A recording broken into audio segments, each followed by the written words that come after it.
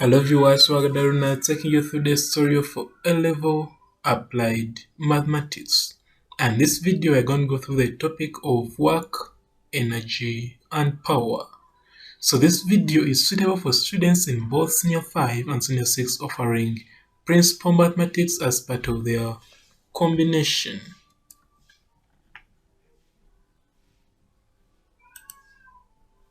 So before we start, let's first look at the course outline of this paper. So these are the topics in Math Paper 2, and what is ticked is what is available on this platform. What is not yet ticked means will be uploaded with time. So today we are going to talk about work, energy, and power. And these are the vital books you'll need at this level. For principal mathematics, there are 4 books: Math 1, Math 2, Termly Papers with marking guides, and a topical question bank.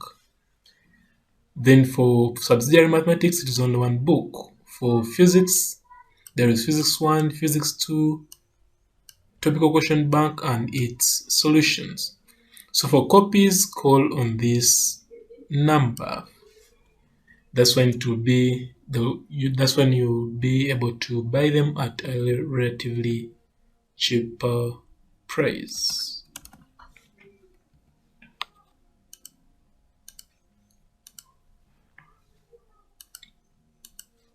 So work, energy, and power. In your O-level physics, you did something about work, energy, and power. So we are going to start with some review, and then we proceed to the work, energy, and power, which is found in principal mathematics.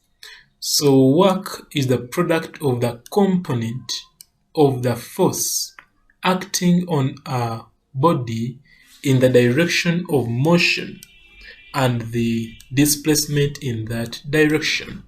Now in your O-level, you didn't mind more about this word component, but here we mind of it. In other words, for example, if a body is like this, the road is like that, and the force is acting in this direction, when you pull it, the body will move in this direction. You notice something funny? The force is in this direction, but the body is moving in this direction. What does that mean? Because of this word component, it means we have to resolve horizontally, so that we get a force which is in the direction of motion. So now we emphasize the word component. The SI unit is joule.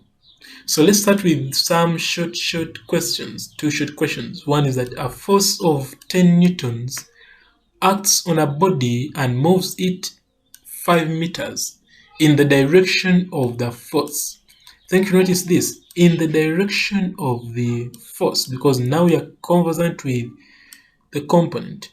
What is the work done by the force? So work done will be simply force times displacement. Force should be in newtons and displacement should be in meters. That's when you get your answer in joules. Then question 2, the engine of a car exerts a constant pull of magnitude 500 newtons. Find the work done by this force as the car travels 1 kilometer. So still force times distance, but this time distance has to be converted to meters. Then you'll be able to get the work done in joules. What about work done against gravity? Work done against gravity is the product of weight and vertical distance moved. It must be vertical, others call it height. So weight is mg, where m is the mass in kilograms and h is the height or vertical distance moved. So question 1, find the work done against gravity when a body of mass 10 kilograms is raised through a vertical height of 5 meters. So still work done is mg times h. Mass is that, g is a constant, and vertical height to give you the work done against gravity in joules. Then question 2, find the work done when a load of 50 kilograms is lifted vertically through 10 meters. So that becomes work done against gravity, which will be mgh, where this is the mass, constant, and height to give you this. Then question 3 came from UNEB for the year 2018 paper 2 question 4 and says a particle of mass 15 kilograms is pulled up a smooth slope by a light inextensible string parallel to a slope. Okay, the slope is 10.5 meters long, inclined at arc sine of 4/7 to the horizontal. The acceleration of the particle is 0.98 meters per second squared. Determine the part A tension in the string and part B work done against gravity when the particle reaches the end of the slope. So first, this one, when you press the calculator, will come up with these angles are usually treated small places. Then you can make your sketch of an inclined plane with a particle of mass 15 kilograms lying on it. Then we shall show the forces. First, we shall begin with the weight acting vertically downwards. Then the component of weight parallel to the plane. Component of weight perpendicular to the plane. Then the normal reaction. Then the pulling force, which is now the tension in the string. Then the direction of motion. They told us it is smooth, so there is no friction. So when I resolve part of the plane, I'll say this minus this is equal to MA. Substitute for G and also for A, then make T the subject. That is part A. Then for part B, they said work done against gravity, so which is mgh. Now this is vertical height. Remember this distance from here, the distance is along the plane, along the greater slope. And you have to resolve it vertically. Resolving it vertically, I'll come up with D sine 34.85. Then I can come and substitute for mass, G, D, and sine. Then I'll get the answer as 882 joules. That's what they wanted. Then work done against friction. Work done against friction is simply frictional force times distance moved.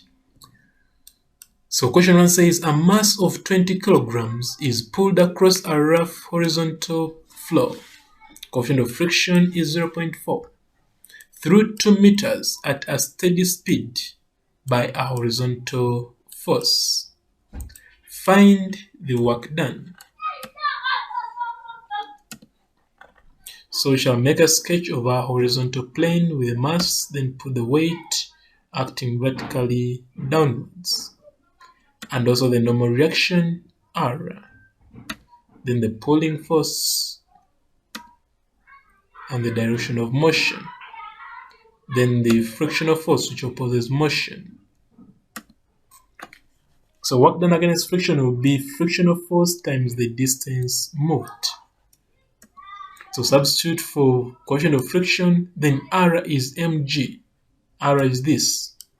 So it is 20 times acceleration to gravity. Then S, after which you can use a calculator. And that will be the answer they wanted. Then question 2, a horizontal force drags a body of mass 4 kilograms at distance of 15 meters across a rough horizontal floor at a constant speed. The work done against friction is 49 joules. Find the coefficient of friction between the body and the surface. So you shall come and begin by making a sketch, first diagram. So you shall begin with the weight acting vertically downwards, then the normal reaction, R, pulling force, direction of motion, acceleration is 0 because of the word constant, then the frictional force.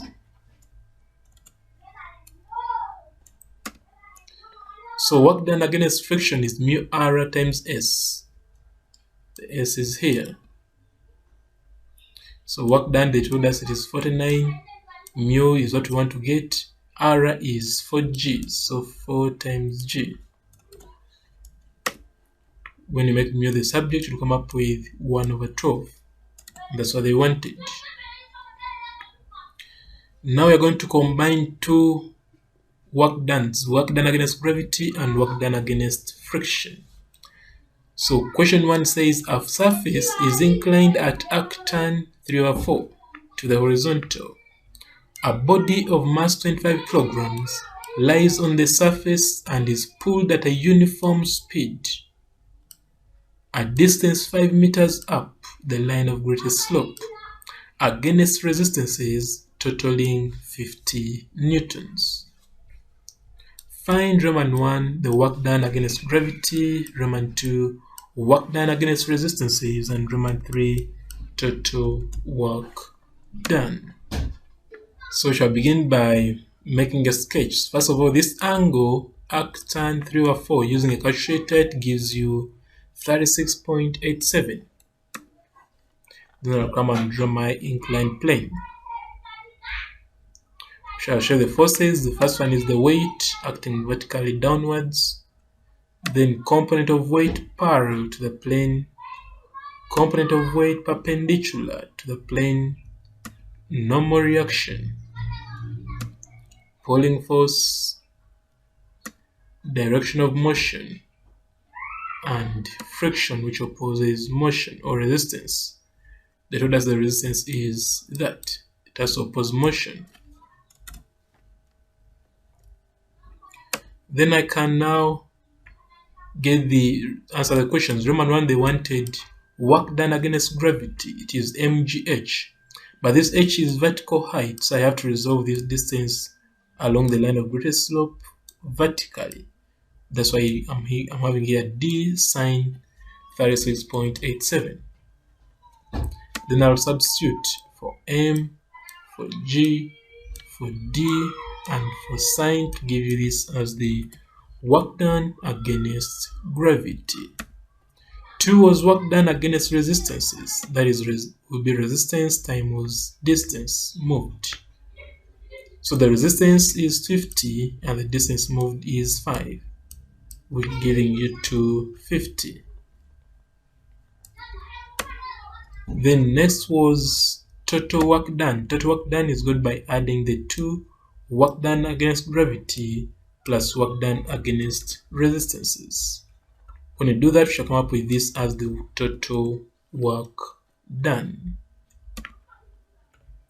That was question 1. Now question 2 says a rough surface is inclined at arctan 5/12 to the horizontal.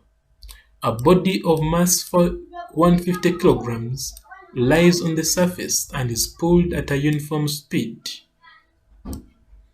A distance of 50 meters up the line of greatest slope.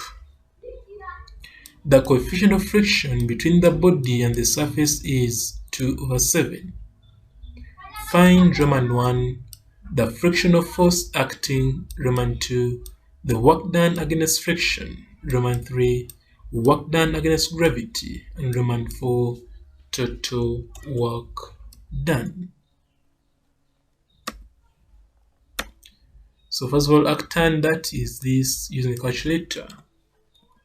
Then you can make a sketch of our inclined plane.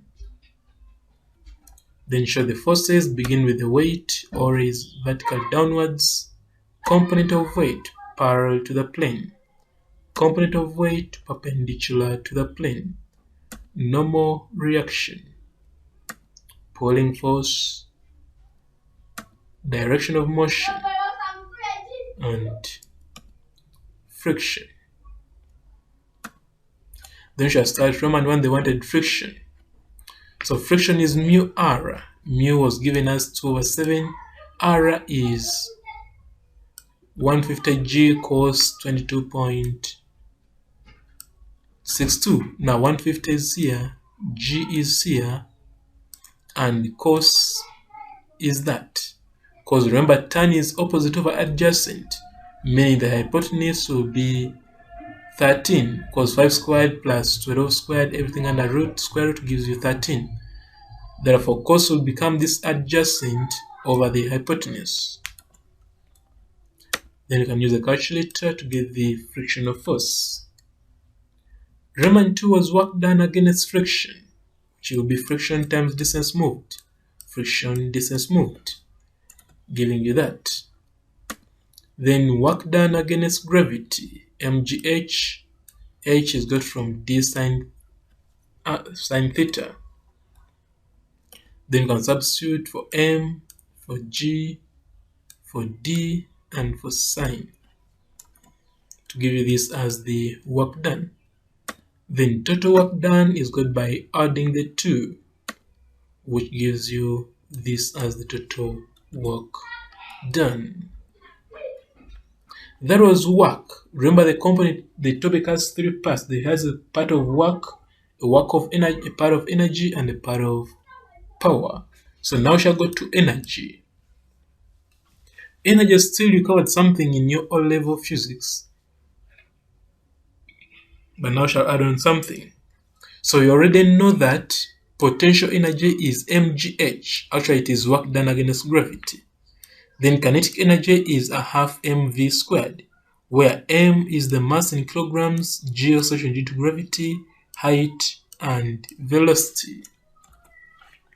So when you add these two, you come up with what we call mechanical energy.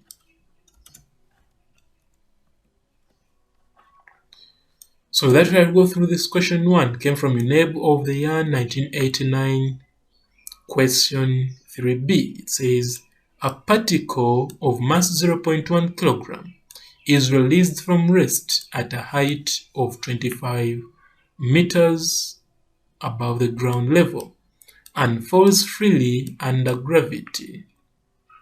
Taking the ground level as the zero level potential energy, find the sum of the kinetic energy and potential energy of the particle when t is 2 seconds. So we know that vertical motion v is equal to u plus gt when it is moving downwards. So substitute for u is 0 because it is released, acceleration due to gravity, and time to give you this. That will be the velocity at this time. Then the displacement from second equation of motion, u is 0, g is that, t is that, to give you this as the displacement. Meaning that the height is 25 minus this. Why? Because they said the particle was released from rest at a height this. So if this is the point of release of the particle, the whole of this is 25. But it moves up to a distance, or covering a distance of 19.6. So the zero level is here, zero potential energy is here, meaning that the height of that particle at that instant will be this remaining balance. That's why we subtract the 2. Therefore, potential energy plus kinetic energy is equal to half mv squared plus mgh. M is that, v is that, g is that, h is that. So using a calculator, we shall come up with our sum here, which they wanted.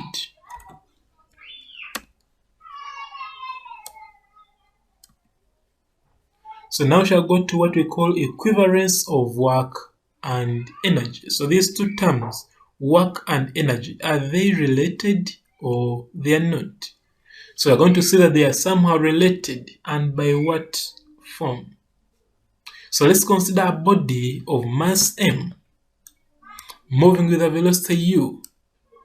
If a force F acts on the body for time t, and this velocity changes from u to v in a distance s, it implies that from Newton's second law, F is equal to ma. Then from the third equation of motion, v squared is equal to u squared plus 2as. When I make as the subject, I'll come up with v squared minus u squared over 2. Therefore, work done will be given by force times distance. I believe by now we know that. But force is ma, so I'll come up with mas. And I know that as is this. So where there is as, I'll substitute, and here I still have m. So when I rearrange, I'll come up with a change in kinetic energy. Do you see this? A half mv squared minus a half mu squared. So that is the relation between work and energy, whereby work done by a resultant force is equal to change in kinetic energy. So that relationship is very vital in this section we are on of energy. So let's begin with question 1. Came from UNEB 2016 paper 2 question 4. It says a body of mass 4 kilograms is moving with an initial velocity of 5 meters per second on a plane. The kinetic energy of the body is reduced by this. So that is a change in kinetic energy. When you see the word reduced by, in a distance of 40 meters, find the acceleration of the body. So let's first make a simple sketch. This weight, normal reaction, forward force, direction of motion, and resistance. So work done against resistance will be equal to the change in kinetic energy. Why? Because it is only friction which is the existing force. So F times 40 will be equal to 16. 16 is the change in kinetic energy. And 40 is the distance moved. You'll really come up with friction as 0.4 newtons. Then resolving horizontally, 0 minus F is equal to ma. Substitute for F and for m to come up with acceleration. That's what they wanted. Question 2 came from UNEB of 1992, paper 2, question 6a. It says a car of mass 1,600 kilograms is freewheeling down a hill of slope 1 in 25. When the car descends 200 meters along the hill, its speed increases from this to this. Calculate Roman 1 the change in kinetic energy, and Roman 2 the average value of the resistance to motion. So slope of 1 in 25 means theta is arc sine 1 over 25, which gives you 2.29. Then can make our sketch of the inclined plane, and we show the forces. Begin with weight acting vertically downwards. Then component of weight parallel to the plane. Component of weight perpendicular to the plane. Normal reaction. Direction of motion. And resistance. So Roman 1 change in kinetic energy, they already give us the velocities. There is this and this. So substitute for this and this to give you this as the change in kinetic energy. Then Roman 2 was the average value of the resistance to motion. We know that work done is equal to change in kinetic energy. Therefore, work done by the resultant force is changing the kinetic energy, and resultant force is that. Let's see how it comes about. If you look at this, the body is moving that direction, so resultant force will be this minus this, and the distance is this.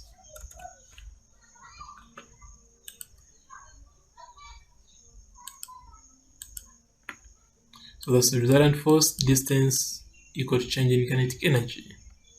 Substitute for G and for sin that and for S.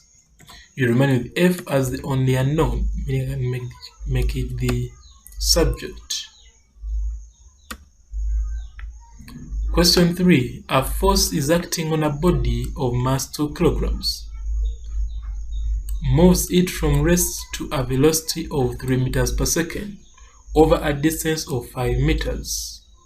What is the magnitude of the force?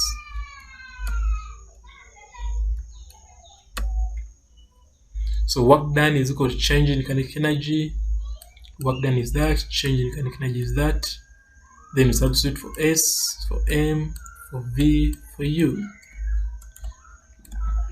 Then you can make F the subject. And that's what they wanted. Question 4.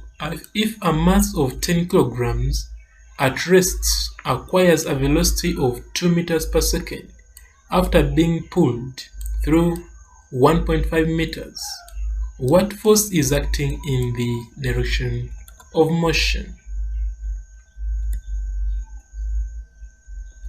So that's an interpretation. We know that work done is equal to change in kinetic energy.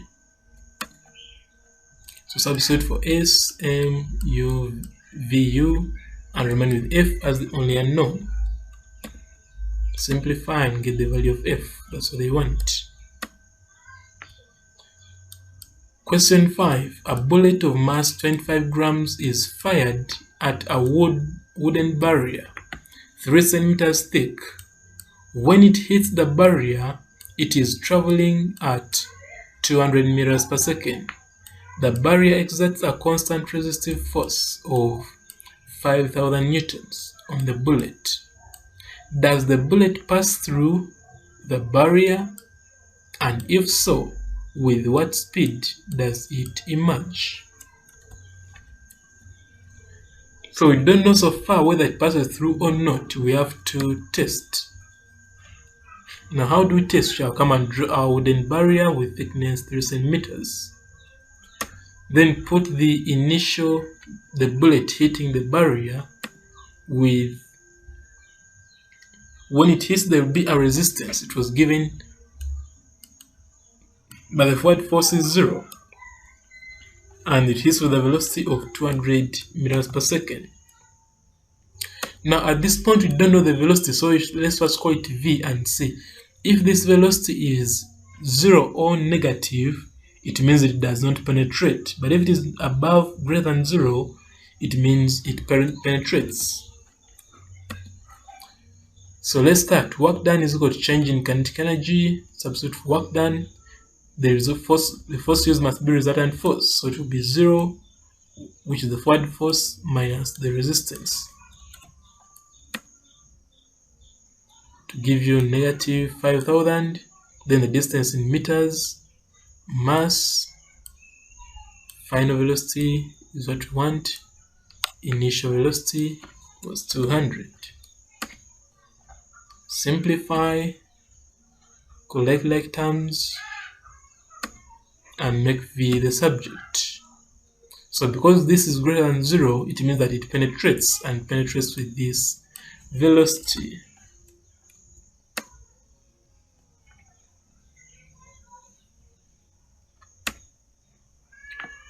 Question 6. A bullet of mass 50 grams is fired towards a stationary wooden block and enters the block when traveling horizontally with a speed of 500 meters per second.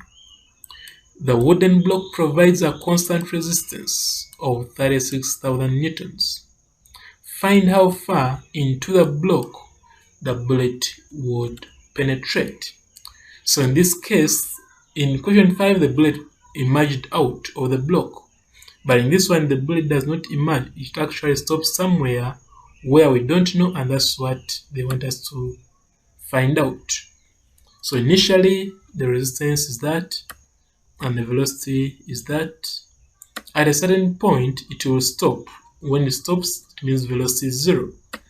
And the distance is what we want. Let's call it d.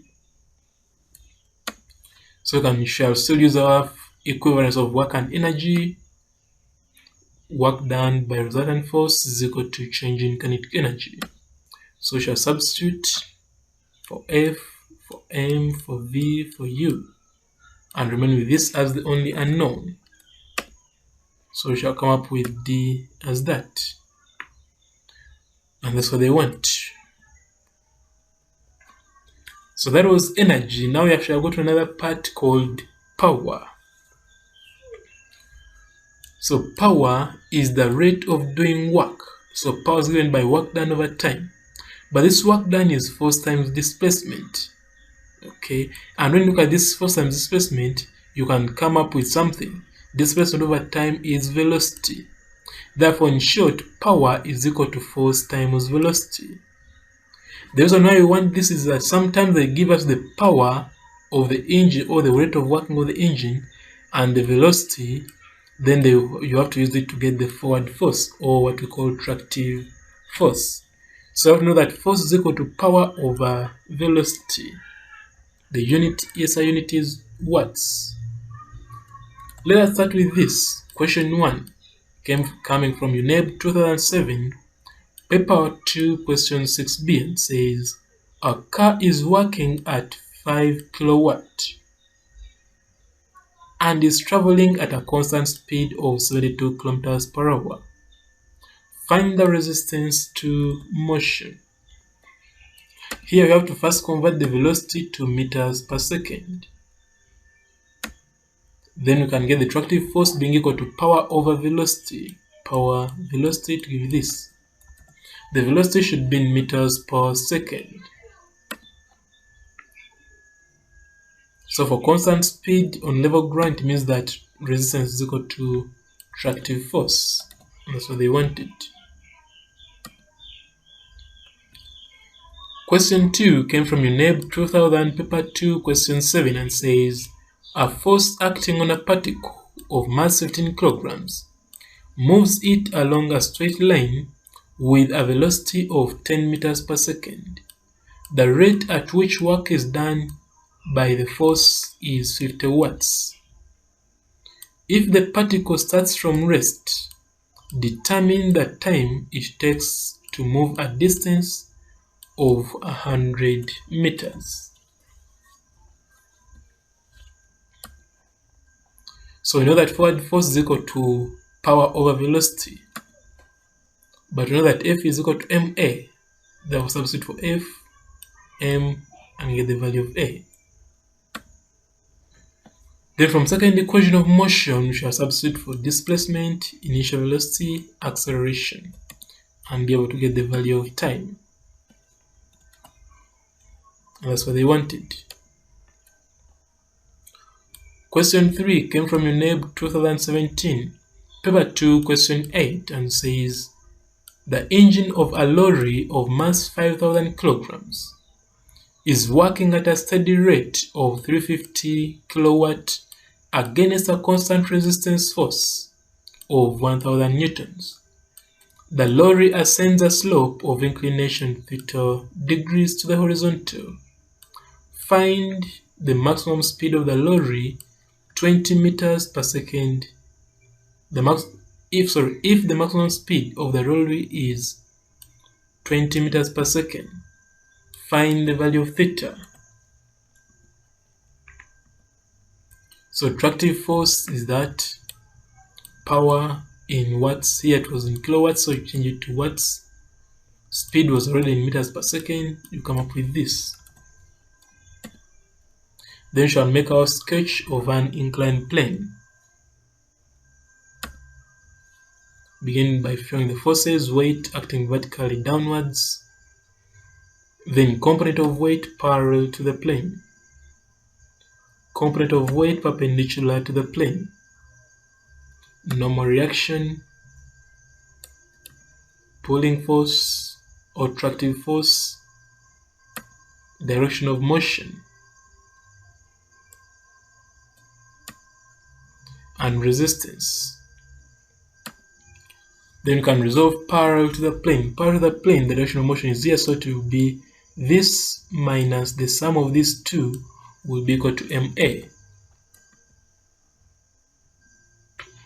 And the acceleration is 0, so we shall substitute for g and 0 for a here. Meaning I can rearrange and make theta the subject. So theta will be that.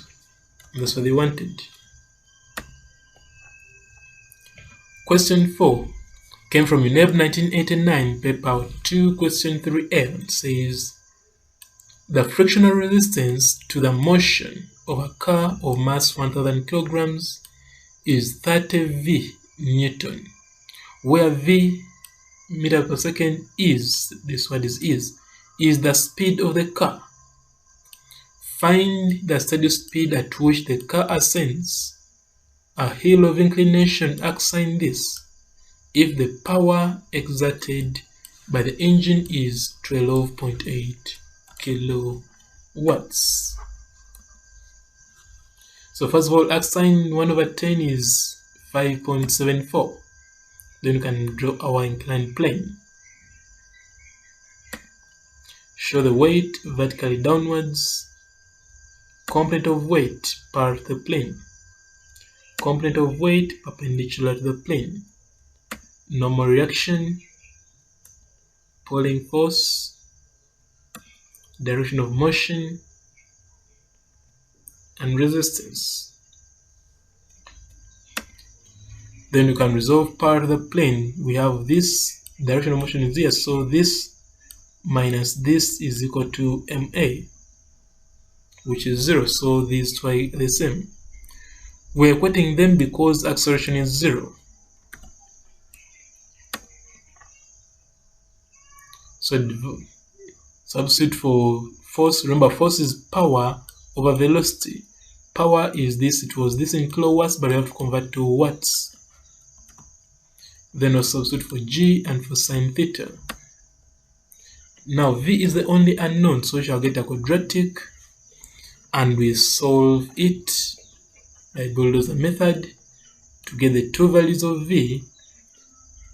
Then because they wanted find the steady speed, so this is negligible, and we shall take the positive one.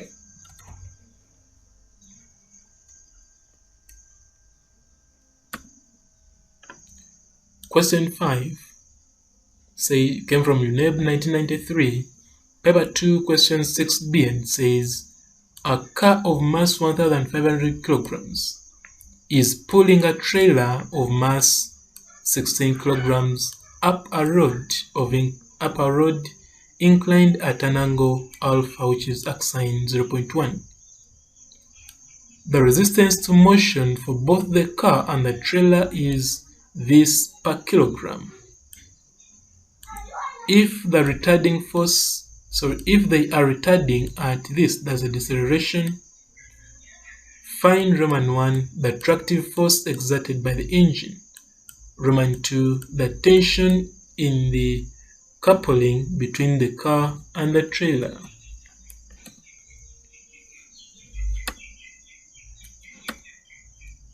So first of all, assign 0.1 is 5.74 degrees.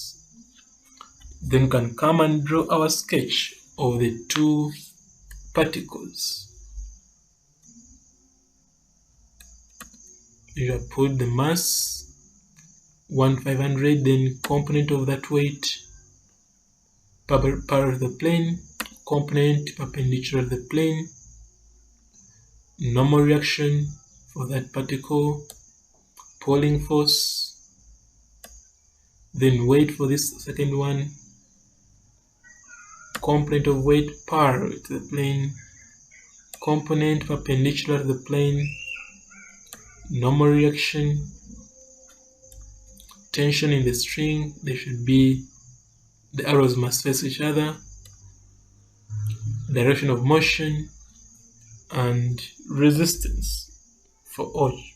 For this it is here, for this it is here. So that is our first diagram. So they already told us that it's 0.15 newtons per kilogram. So for this one it is that, for this one it is that. Then for the 600 kilogram mass, that means that we only deal with forces attached to the 600 kilogram mass, which are those ones.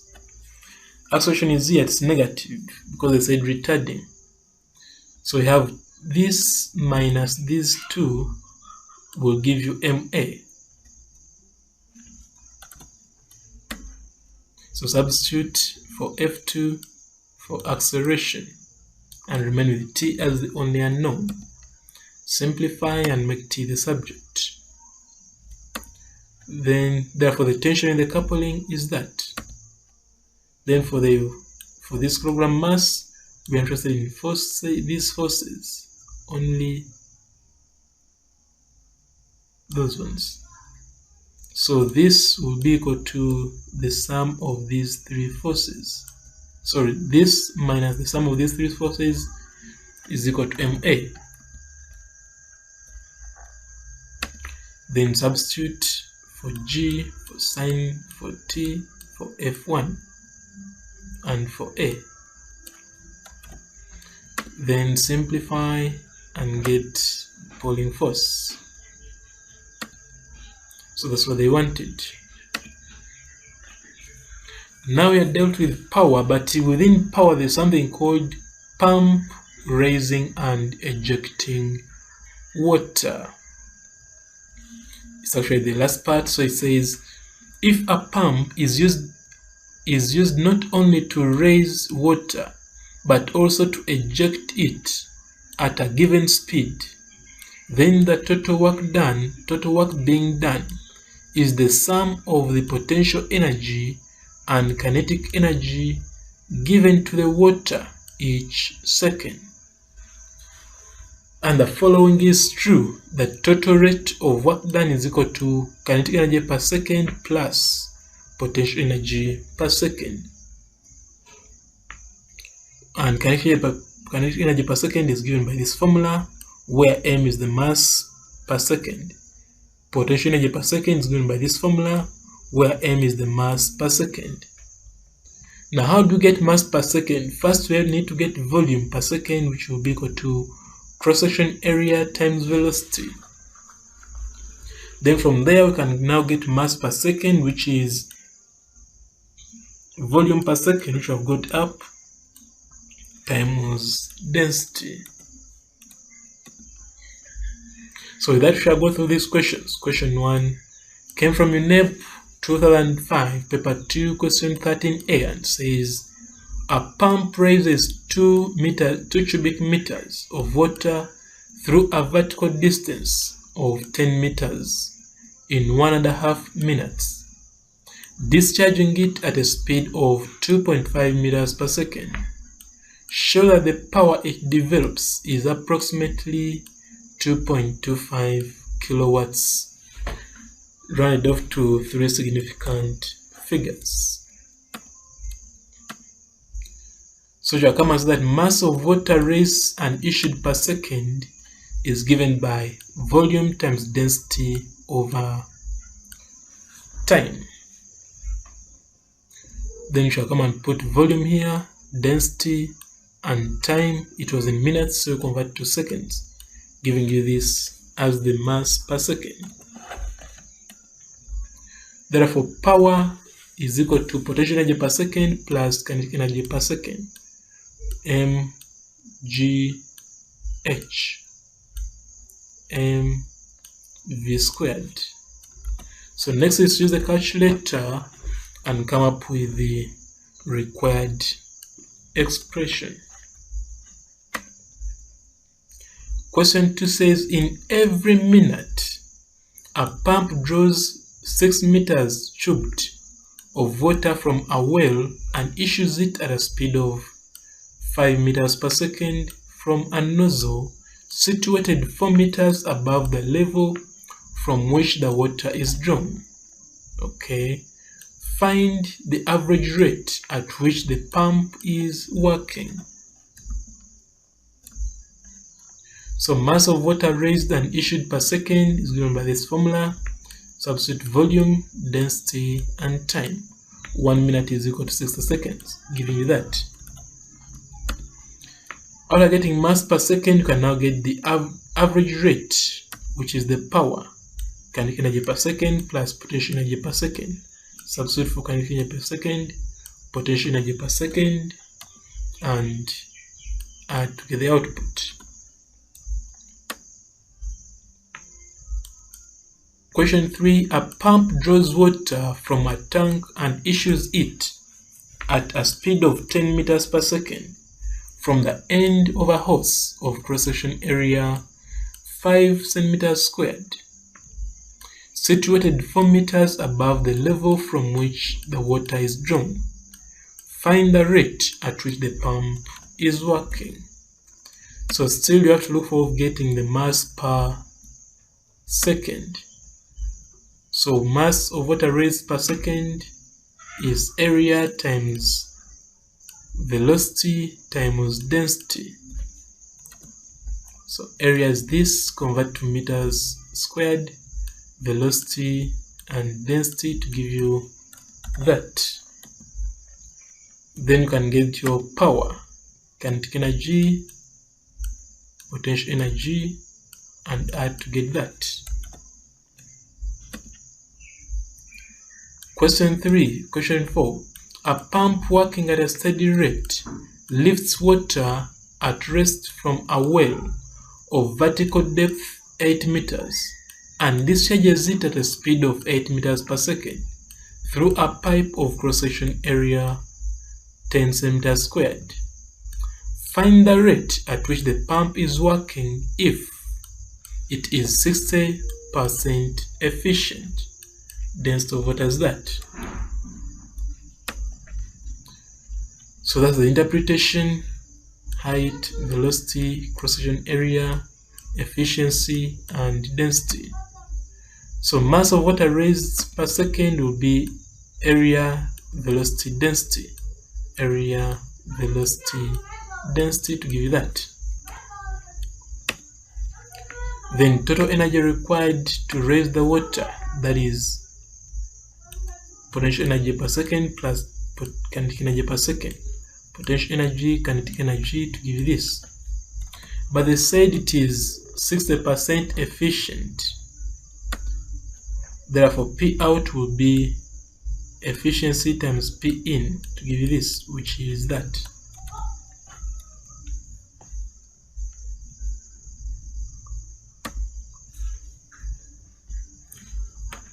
Then question 5.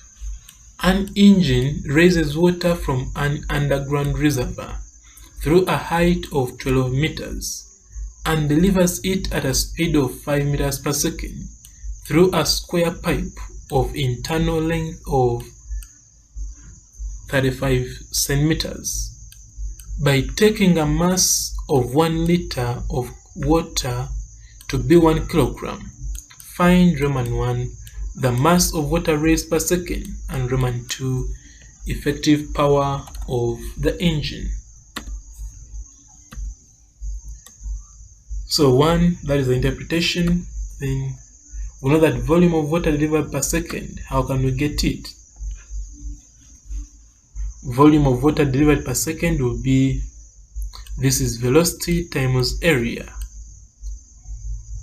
So velocity is that, and area is got by that, giving you that.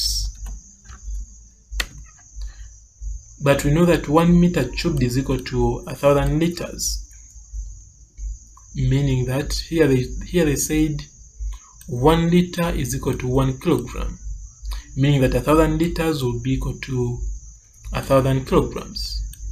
Therefore, 1 meter cubed is equal to 1,000 kilograms.